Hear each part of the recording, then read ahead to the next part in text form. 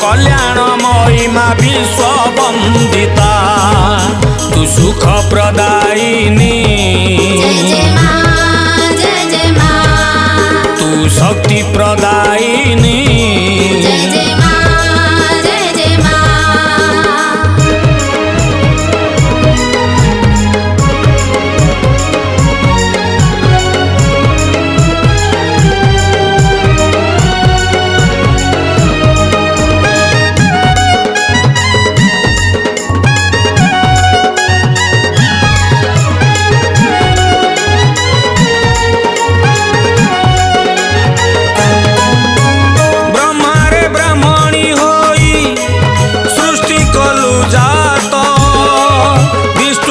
अष्टमी होई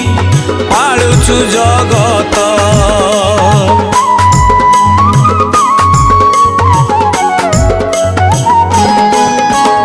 इंद्र रे इंद्राणी रूपे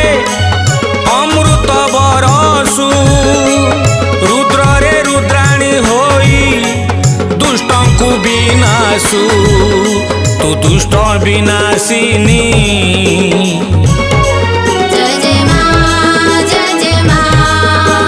गर्भ विध्वंसिनी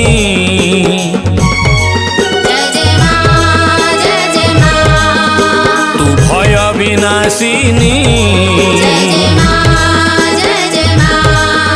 तू विश्व विमोहिनी केउठी कोमल केउठी पाषाण धन्य तो करुणा धन्य महिमा तू सुख प्रदायिनी तू शक्ति प्रदायिनी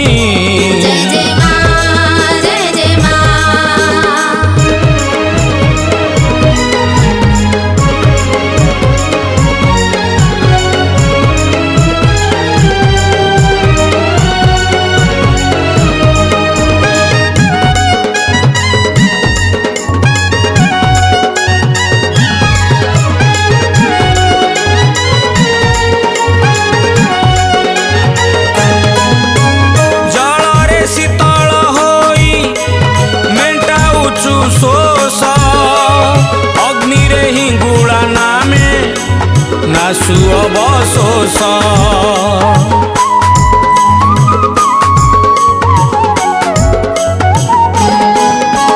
सूर्य रे सूर्याणी होई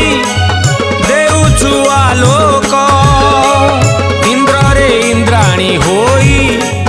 शीतल पुलक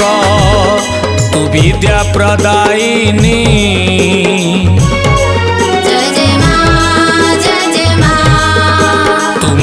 प्रदायिनी